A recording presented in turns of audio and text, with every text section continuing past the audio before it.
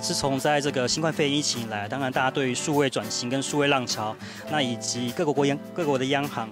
积极的宽松的政策，这样子的一个资金行情的带动之下，那使得说比特币在内的这些数位货币都获得投资人的一个青睐。但是我们看到说，在现阶段来讲的话，那的确从今年以来，比特币一度站上这个每一个比特币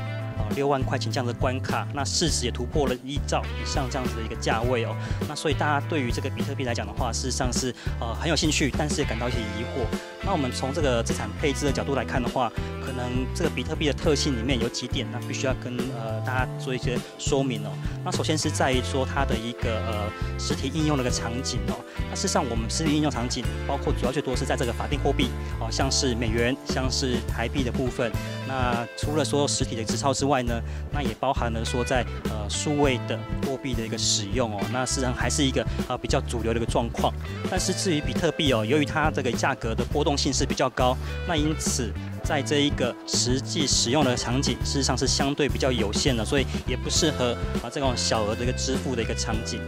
那我们看到说，在近期来看的话，大家可能要特别留意哦。那由于这个比特币它有一个主要的特性，就是去中心化这样子的一个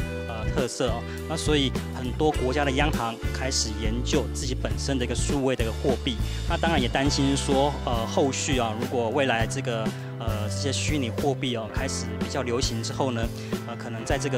个货币政策的一个传导效率会降低。那所以我们相信后续来讲的话，大家可能会比较关心的是政策面是不是出现一些干扰。那我们看到最近开始有很多的国家对于这种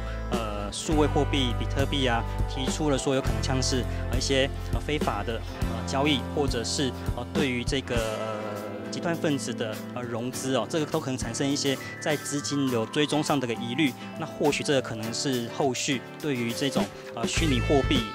后续发展来讲的话，可能是会出现一些法规的风险。但是虚拟货币有些是说会有一些商机，对某些产业那这大概是当然在虚拟货币发展的过程当中那就像可能淘金热的时候，就会有相关一连串的一个供应商提供产值、提供这样子的服务那所以开始有一些不管是先前的硬体的一个设备的需求，那像是显示卡，那像是挖矿的这样子的一个设备，那或者是后续接下来一些交易所的一个平台的服务都有可能创造整个一个我们所谓的这个货币的一个供应链的这样子的一个题材。那所以我们看到说，在虚拟货币创造的数位这样子的一个服务来讲的话，那可能创造比较多的这样子的一个产业的一个面向，去越来越多元。